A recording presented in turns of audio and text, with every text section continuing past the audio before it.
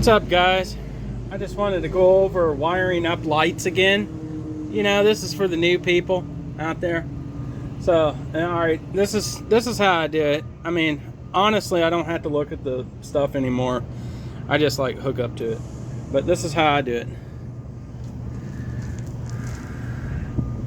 So, we got two wires, harnesses, pigtails going into the light. We got one over here on the left and one on the right. So the way I do it is I come over here first off. If I needed to test the wiring, I tap the negative. The negative is going to be the furthest wire out. Now see how all of these are kind of look the same? If you're colorblind, you'd really be screwed right about now. But what I do is I tap the negative first. Okay, got the negative tap first. Then I come over here, I hook my little gator clips on here that's hooked to my tester. And then I bring my tester up, and whatever I'm testing for is going to be the next wire.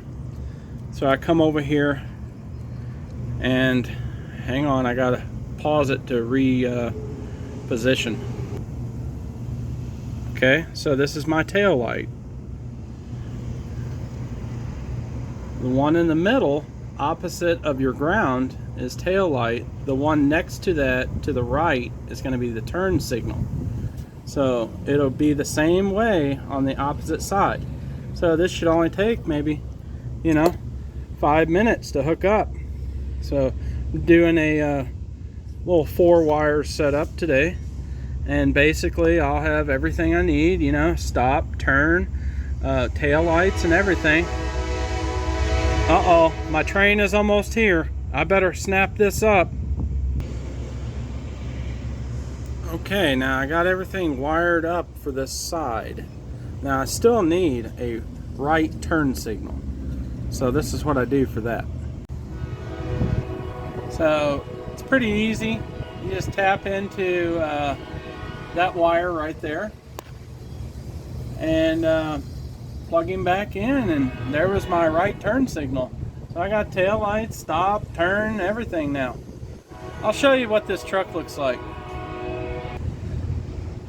So the back of this truck has a lift gate, and this is how I hook to the back. I just pinched the frame like it was a whatever, school bus, what have you.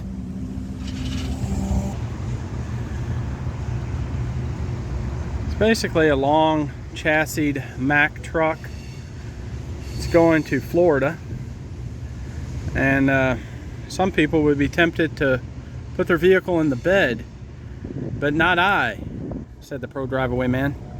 Because one thing would happen to me is I would get pulled into DOT, and they would say, "Where is your load manifest?" I'd be like, "I don't have one."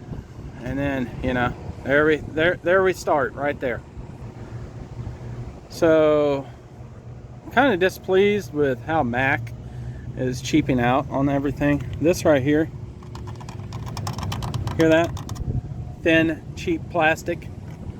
But, it's a sign of the times.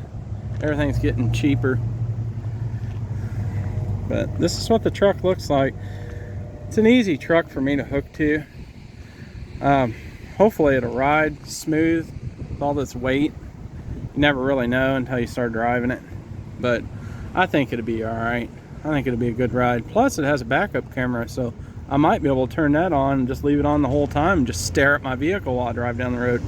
That'd be kind of cool. But I'm over here in Kansas City, Missouri, picking this truck up, and I just wanted to show the new people, how I tap into these lights. I mean, some people have a plug and stuff like that.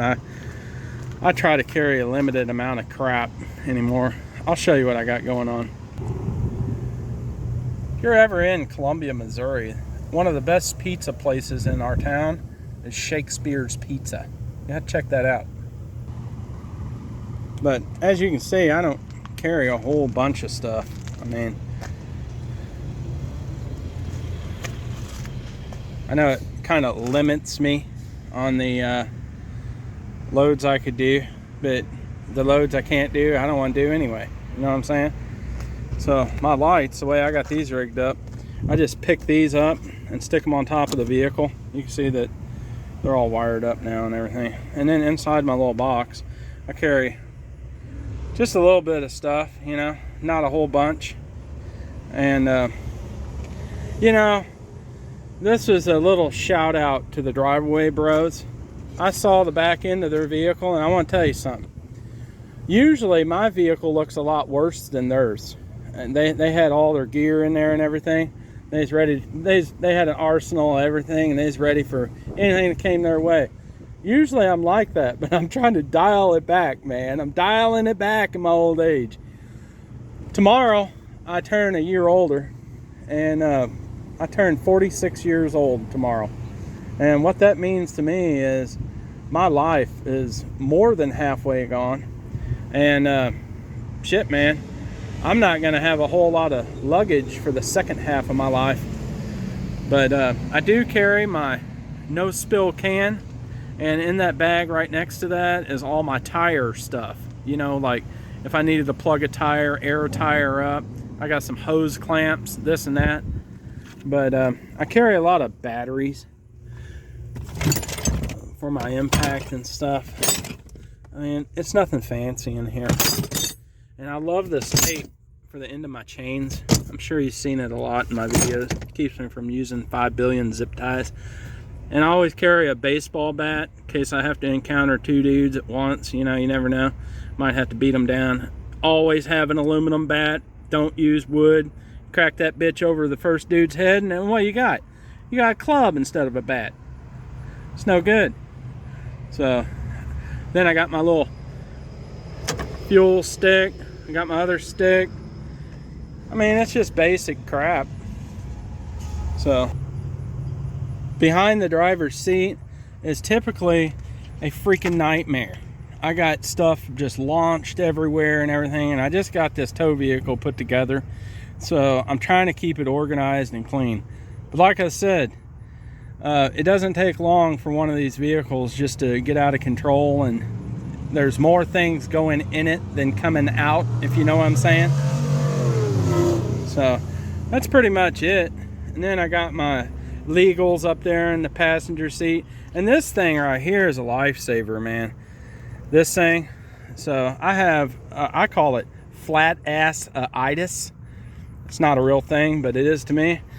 It's because I have a back with a crack instead of, you know, a trunk with junk. So what I do on some of these trucks after driving it, it feels like billions of miles. I use that little pad there. And then some trucks, I literally have to put this similar to that. You know, kind of like a little boat seat or whatever. But I don't know what this cutout's for. Maybe for my junk. I don't know. But whatever. And then, oh, most importantly, you got to have the P-cup, WD-40, the cooler, and the jump pack, and multiple changes of clothes. So, and then this mesh bag down here, typically I put my dirty clothes in. So there's my drawers down there, don't look at that. But pretty much this is all I really carry anymore. I'm trying to streamline it. I know I'm missing a few things, but I'm gonna add those. And then I got my door over here. I got that bitch caulked. If I needed to float across a river, I would probably be able to climb onto this door now. It's that just freaking airtight, man. But I do carry a fire extinguisher for my vehicle, and not so much the commercial vehicle, just in case my stuff catches on fire from a wheel or, you know, whatever.